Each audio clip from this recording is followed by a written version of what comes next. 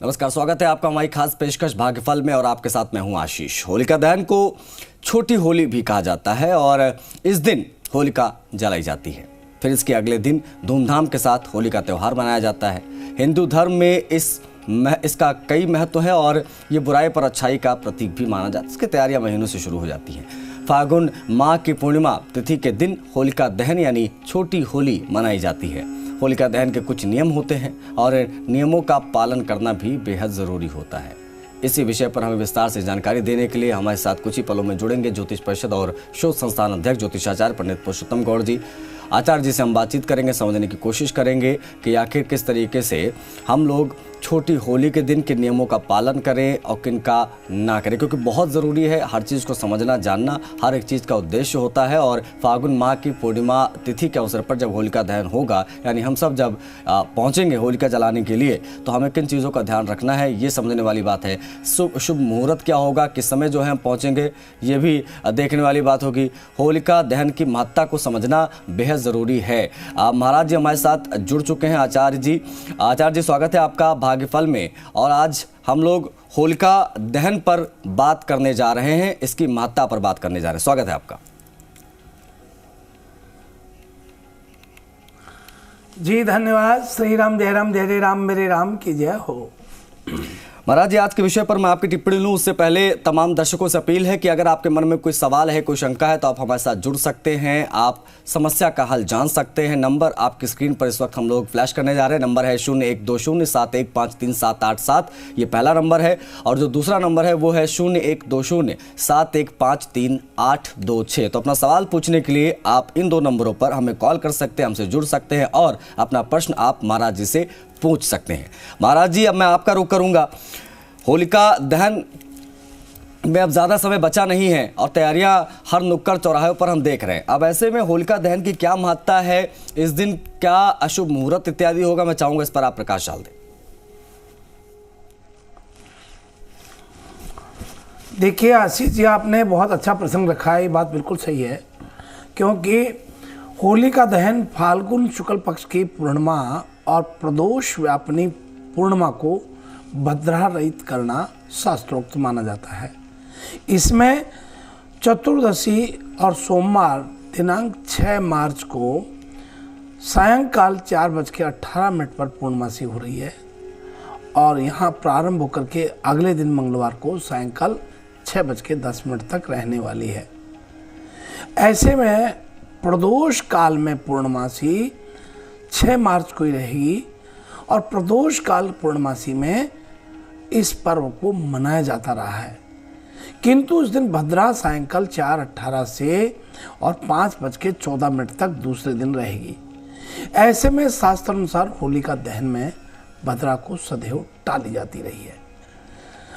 आप धर्म सिंधु का मत मिलता है कि भद्रा का समय यदि निश्चित काल यानी अर्धरात्रि के बाद तक जाता है तो होलिका दहन भद्रा मुख को छोड़ करके भद्रा पुच्छकाल या फिर प्रदोष काल में करना सर्वाधिक श्रेष्ठ रहेगा। तो प्रदोष काल कब मिल रहा है? 6 तारीख को। इसलिए होलिका दहन 6 मार्च को ही होगा और 6 मार्च को होलिका दहन करना सर्वाधिक श्रेष्ठ रहेगा प्रदोष काल में। जी, जाहिर तौर पर, और ये बहुत अहम जानकारी आपने दी और ये समझना ज़रूरी, क्योंकि लोगों के मन में बहुत सारी शंकाएं रहती हैं कि जब होलिका दहन के लिए जाते हैं, ये भी अपने आप देखने वाली वो बात होती है कि उस समय के नियमों का ध्यान रखें जब हम होलिका जलाने जाते हैं। तो इन महत्ता को आपने समझाया, इसके लिए बहुत आभार आपका। कुछ कॉलर्स का रुख हम लोग करेंगे। जो कॉलर्स हमारे साथ कनेक्ट हो रहे हैं उनसे बातचीत करने की कोशिश करेंगे। तो इस वक्त जो भी कॉलर्स हमारे साथ कनेक्ट हैं वो अपना प्रश्न आप महाराज जी से पूछ सकते हैं।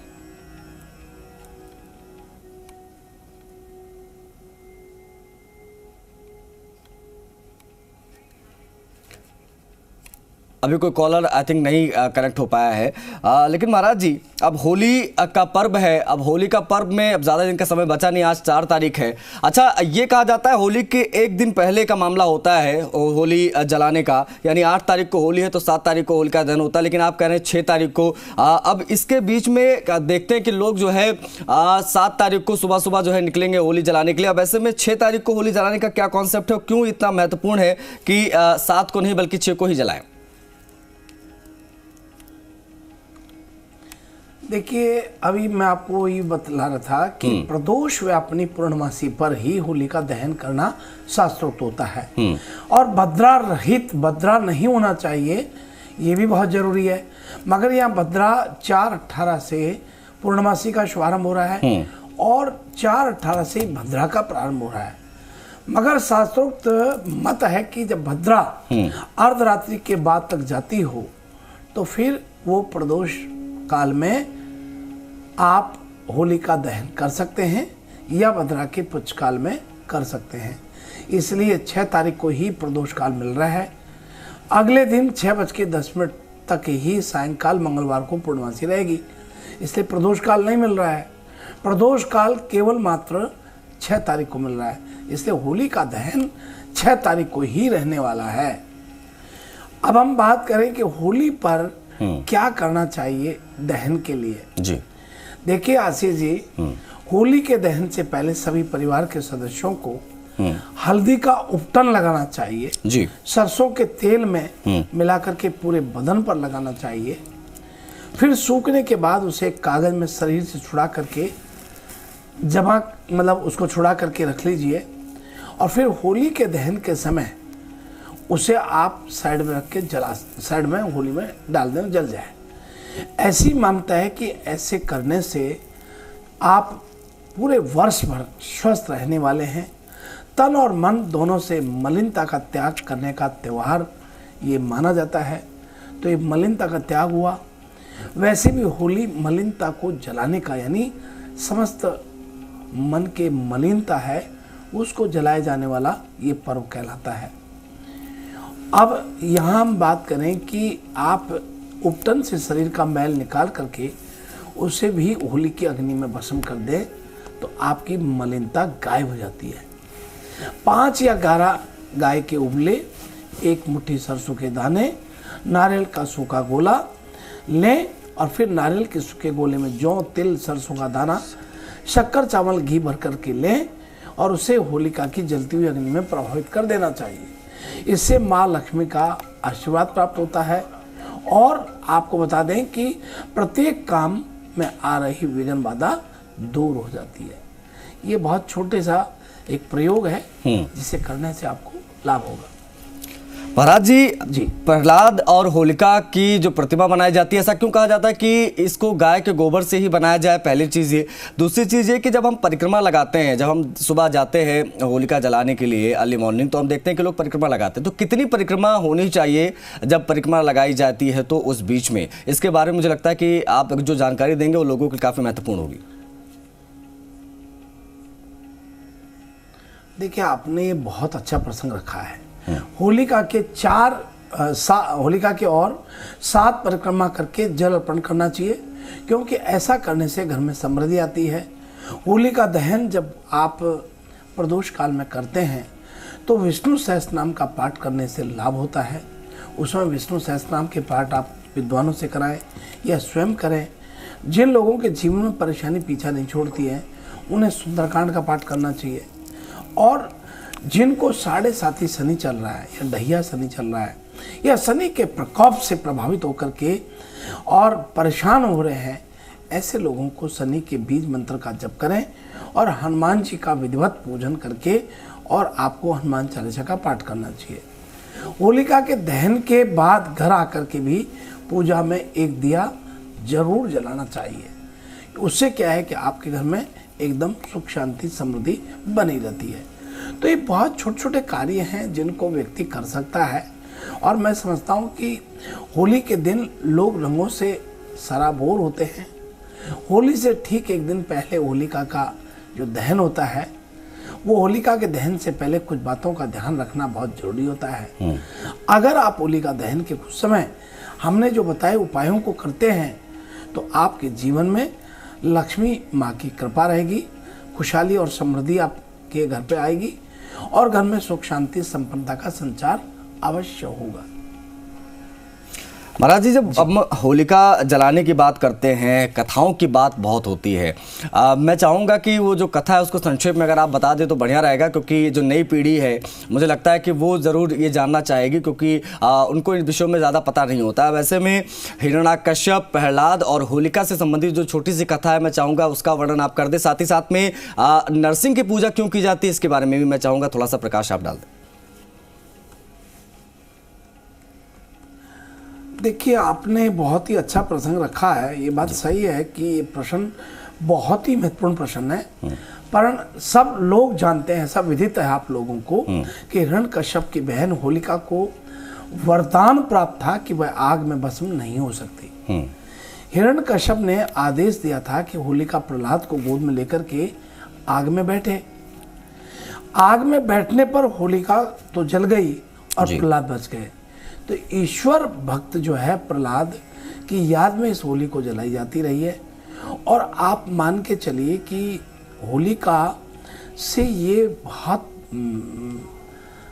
हमको सीख मिलती है कि समस्त बुराइयों का तो यहाँ दहन हो जाता है और अच्छाइयाँ सदैव जीवित रहती हैं। होलिका का त्यौहार आमतौर पर 2 दिन तक होता है। पहले होली का दहन किया जाता है, उसके अगले दिन रंगोत्सव मनाया जाता है, जिसे हम धुलंडी कहते हैं। ये पर्व खूब धूमधाम से मनाया जाता है और मैं समझता हूँ कि इस पर्व का जो रंग बिरंगा त्यौहार माना जाता है और ख़ास तौर पर हमारे हिंदू सनातन धर्म के लोग पूरे उत्साह के साथ, मस्ती के साथ इस पर्व को मनाते हैं। होली का त्यौहार आमतौर पर आप देखिए कि रंग उत्सव का होता है और ये बात सही है, हर धर्म, हर संप्रदाय, जाति के बंधन को खोल करके भाईचारा का ये संदेश देता है। ये पर्व हमारे सनातन धर्म के ऐसे सभी त्योहार होते हैं जो बहुत कुछ हमें अपने पर्व से सीखने को दे देते हैं। और उसी तरह से ये होलिका है जो हमें भाईचारा का संदेश देता है। और बच्चों के लिए तो ये त्यौहार विशेष होता है, क्योंकि बाजार के लिए पिचकारियाँ, गुब्बारे आदि बच्चे अपने मित्रों के साथ आनंद उठाते हैं। सभी लोग बैर भाव बोल करके एक दूसरे पर परस्पर गले लगाते हैं। खासतौर पर जवाई अपने ससुराल में जाते हैं और अपने साला एली सालियों के साथ खूब होली खेलते हैं। मतलब बहुत अपने मित्रों के साथ लोग बड़े आनंद लेते हैं। और इस होली के त्यौहार का पौराणिक महत्व तो बड़ा ही शानदार है। और वो हम मानते हैं कि प्रहलाद, होलिका और हिरण्यकश्यप की कहानी को लेकर के ये परंपराएं बनी हुई है वैष्णव परंपरा में कि होलिका की, प्रहलाद की कहानी का प्रतीकात्मक इसको हम प्रतीक मानते हैं। ऐसा कहते हैं कि भक्त प्रहलाद की भगवान विष्णु में आस्था थी। भक्त प्रहलाद के पिता हिरण्यकश्यप स्वयं को भगवान मानते थे। वो विष्णु भगवान के विरोधी थे, जबकि प्रहलाद विष्णु के भक्त थे। उन्होंने प्रहलाद को विष्णु भक्ति करने से रोका था। जब वो नहीं माने तो उन्होंने प्रहलाद को मारने का प्रयास किया। प्रहलाद के पिता ने आखिर अपनी बहन होलिका से मदद मांगी और होलिका को आग में न जलने का वरदान प्राप्त था। ऐसे में होलिका अपने भाई की सहायता करने के लिए तैयार हो गई। होलिका प्रहलाद को लेकर के चिता में जा बैठी, परंतु विष्णु की कृपा से प्रहलाद सुरक्षित रहे और होलिका जल करके भस्म हो गई। ये कथा इस बात का संकेत करती है कि बुराई पर अच्छाई की जीत अवश्य होती है। आज की पूर्णिमा को होली जो जलाते हैं, अगले दिन सब लोग एक दूसरे को गुलाल लगा करके, अबीर लगा करके, तरह तरह के रंग डाल करके इस त्यौहार का बहुत आनंद लेते हैं। और आपको बता दें कि ये होली का जो पर्व है आशीष जी, ये सभी जो बुराइयां हैं उनको जला देने वाला पर्व है। देखिए, एक कामदेव को किया था भस्म। होलिका की एक कहानी कामदेव से भी जुड़ी हुई है जी। माँ पार्वती शिव से विवाह करना चाहती थी, लेकिन समस्या ये थी कि जब माँ पार्वती तपस्या में लीन, शिव का ध्यान उनकी ओर जब गया तो ऐसे में प्यार के देवता कामदेव आगे आए। उन्होंने शिव पर पुष्प बाण चला दिया और उनकी तपस्या भंग हो गई जी। जब भगवान शिव की तपस्या भंग हुई तो उनको गुस्सा आया, उन्होंने तीसरी आंख खोल दी और उनके क्रोध की अग्नि में कामदेव भस्म हो गए। कामदेव के भस्म हो जाने पर उनकी पत्नी रति रोने लगी और शिव से कामदेव को जीवित करने की गुहार लगने लगी। जो कामदेव की पत्नी रति थी, उसके आग्रह करने पर, बार बार आग्रह करने पर, उनके चरणों में लोटपोट होने पर, उनसे विनती करने पर कि मेरा क्या दोष है, मुझे आपने विधवा बना दिया, इस पर भगवान शंकर भोले भाले प्रसन्न होकर के वापस कामदेव को जीवित कर देते हैं और कामदेव के भस्म होने पर भी ये होली जलाई जाती है। हालांकि कामदेव को वापस भगवान शंकर ने पुनर्जीवित कर दिया था। तो ये एक तरीके से भी मानो आप कि उनके जीवित होने की खुशी में भी रंगों का त्यौहार मनाया जाता है। ये पर्व दरअसल में ये है कि इसको कई दृष्टिकोण से देखा जाता है। महाभारत की एक कहानी है कि जब युधिष्ठिर को श्री कृष्ण ने बताया कि श्री राम के एक पूर्वज रघु के शासन में एक असुर महिला धोबी थी, उसे कोई भी नहीं मार सकता था क्योंकि वो एक वरदान द्वारा संरक्षित थी। उसे गले में जो भी बात होती थी तो भगवान का स्मरण करने से उसको पहले ही पूर्व आभास हो जाता था। ऐसे में आपको बता दें कि वो एक सूखी घास को खा करके और वो जीती, मतलब कुल मिलाकर के ये जाहिर तौर पर महाराज जी कथाएं जो अभी आपने बताई हैं, मुझे लगता है कि जी महाराज जी इन कथाओं के बारे में मुझे लगता है कि कोई लोग जानते होंगे, मैंने भी पहली बार आपके मुख से ये सुना है। तो जाहिर तौर पर आपने बहुत ही खूबसूरती से इन कथाओं के बारे में बताया है। सिर्फ हिरण्याकश्यप, प्रहलाद और होलिका से संबंधित ही नहीं, बहुत सारी ऐसी कथाएं हैं जो प्रचलित है, उसके बारे में भी जानना समझना बहुत ज़रूरी है। महाराज जी अब राशियों का वक्त हो गया, तो मैं चाहूँगा कि आज की राशियाँ किसकी क्या कह रही है उसकी तरफ हम बढ़ते हैं और एक दर्शक वर्ग है जो इसका इंतजार करता है, तो मैं चाहूँगा कि आज की राशियों पर आप प्रकाश डाल दें। हाँ, देखिए ये बात सही है कि संपूर्ण हमारे दर्शकों को राशि का बड़ा इंतजार होता है जी। और ये भी बात सही है कि राशि जो हम बताते हैं पूरा विश्लेषण करके आपको क्या करना है और क्या नहीं करना है, इसको लेकर के सबसे प्रथम बात कर रहे हैं मेष राशि के जातकों। यदि आज आप कहीं बाहर जा रहे हैं तो घर से निकलने से पहले अपने सभी सामान की जांच अवश्य कर लें, क्योंकि जरूरी सामान आज आप घर पर भूल सकते हैं। आपको हम सावधान कर रहे हैं, सलाह दे रहे हैं कि मेष राशि के जातक कहीं बाहर जाने का प्लान कर रहे हैं तो अपनी संपूर्ण चीज़ों को पहले से ही रख लें, आज आपसे भूल हो सकती है। आज आपके परिवार में आप कोई अप्रिय अमर्यादित भाषा का प्रयोग कर अपने से बड़ों को तकलीफ दे सकते हैं, उनके हृदय को कष्ट पहुंचा सकते हैं, इसे वाणी पर संयम रखें। और अब आइए हम बात कर रहे हैं वृषभ राशि वाले लोगों के लिए। न्यायिक मामलों में आज आपको राहत मिलेगी। घर के किसी सदस्य को कोई बीमारी आज हो सकती है, जिस कारण ज़्यादातर समय उनकी देखभाल में व्यतीत होगा। माँ के साथ किसी काम से आसपास आज आपको जाना पड़ सकता है। और अब आइए हम बात कर रहे हैं मिथुन राशि वाले लोगों के लिए। आज के दिन भाग्य का पक्ष थोड़ा कमजोर रहेगा और आर्थिक खर्चे आज आपके बढ़ सकते हैं। ऐसे में कहीं भी फिजूली के खर्च से बचना चाहिए। पत्नी के साथ रिश्तों में आज मजबूती रहेगी। और अब आइए हम बात कर रहे हैं कर्क राशि वाले लोगों के लिए। बेवजह का डर आज आपको सताता रहेगा। आप किसी से डरे हुए नजर आएंगे। ये चाहे किसी परीक्षा का परिणाम होगा या कुछ और। शाम के समय घर में आज आपके मेहमान आदि आ सकते हैं। और अब आइए हम बात कर रहे हैं सिंह राशि वाले लोगों के लिए। सिंह राशि के जातकों को आज किसी अच्छे मित्र की ओर से दुखद समाचार मिल सकता है। इस कारण मन व्यथित रहने की संभावना दिखाई देती है। किसी भी बड़े निर्णय को लेने से पहले उसे किसी अन्य के साथ अवश्य साझा कर लें। और अब बात कर रहे हैं कन्या राशि वाले लोगों के लिए। आज पैतृक संपत्ति से आपको लाभ मिलेगा और पिता का भी सहयोग प्राप्त होगा।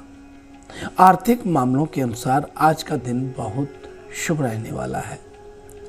किसी भी प्रकार की कोई समस्या आज आपको नहीं होगी। और अब आइए हम बात कर रहे हैं तुला राशि वाले लोगों के लिए। यदि आपके बच्चे कॉलेज में हैं तो उनकी पढ़ाई को लेकर या भविष्य को लेकर आज आपको चिंता सता सकती है। इस बारे में आप अपनी पत्नी के गहन विचार विमर्श आज करें तो आपके लिए ठीक रहेगा। और अब आइए हम बात कर रहे हैं तुला राशि वाले लोगों के लिए। आज व्यापारी वर्ग यदि आप हैं तो आज का दिन बहुत अच्छा रहने वाला है। कहीं से बड़ा लाभ मिलने के भी संकेत मिलते हैं। लेन देन के मामले को लेकर आज सावधानी बरतें, क्योंकि किसी ग्राहक के द्वारा आज चूना लगाने का प्रयास आपको किया जाएगा। और अब आइए हम बात कर रहे हैं धनु राशि वाले लोगों के लिए। आज आपको हमारी यह सलाह है कि दूसरों के मामलों से दूर रहें और उनमें अपनी टांग न अड़ाएं, अन्यथा यह आपके लिए अनुचित परिणाम लेकर आएगा, जिससे आपकी छवि को भी नुकसान हो सकता है। और अब बात कर रहे हैं मकर राशि वाले लोगों के लिए। कॉलेज में पढ़ रहे छात्र छात्राओं को आज सहपाठी की ओर से शुभ समाचार प्राप्त होगा। आपका अपने दोस्त के साथ कहीं बाहर जाने का मन आज हो सकता है। और अब बात कर रहे हैं कुंभ राशि वाले लोगों के लिए। कुंभ राशि के जातकों को आज अपने क्रोध पर नियंत्रण रखना चाहिए और हम सलाह देते हैं कि आज आप अपने बड़े बुजुर्गों का आशीर्वाद लेकर के ही बड़े फैसले करें तो ठीक रहेगा। यदि क्रोध पर आज आप नियंत्रण नहीं रखते हैं तो रिश्तों में खटास आज आपको दिखाई देगी और उसके बाद आपको पश्चाताप करना ही पड़ेगा। आज कोई भूमि, भवन, प्रॉपर्टी, मकान, फ्लैट आदि खरीदने का या बेचने का मन आपका जरूर बनेगा। और अब आइए हम बात कर रहे हैं मीन राशि वाले लोगों के लिए। आज घरेलू महिलाओं को खाना बनाते समय कोई चोट आदि लग सकती है, इसलिए अपने स्वास्थ्य का विशेष ध्यान रखें और किसी प्रकार का खतरा आज मोल ना लें। आर्थिक मामलों में वृद्धि देखने को मिल सकती है। और यह है आज का हमारा अपना राशिफल। चलिए महाराज जी, बहुत आभार आपका आज के विषय पर प्रकाश डालने के लिए और सभी राशियों के बारे में तमाम दर्शकों को बताने के लिए बहुत साधुवाद आपका। जी धन्यवाद। श्री राम जय राम जय जय राम, मेरे राम की जय हो। चलिए इसी के साथ भाग्यफल में आज के लिए बस इतना ही। हमें इजाजत दीजिए। नमस्कार।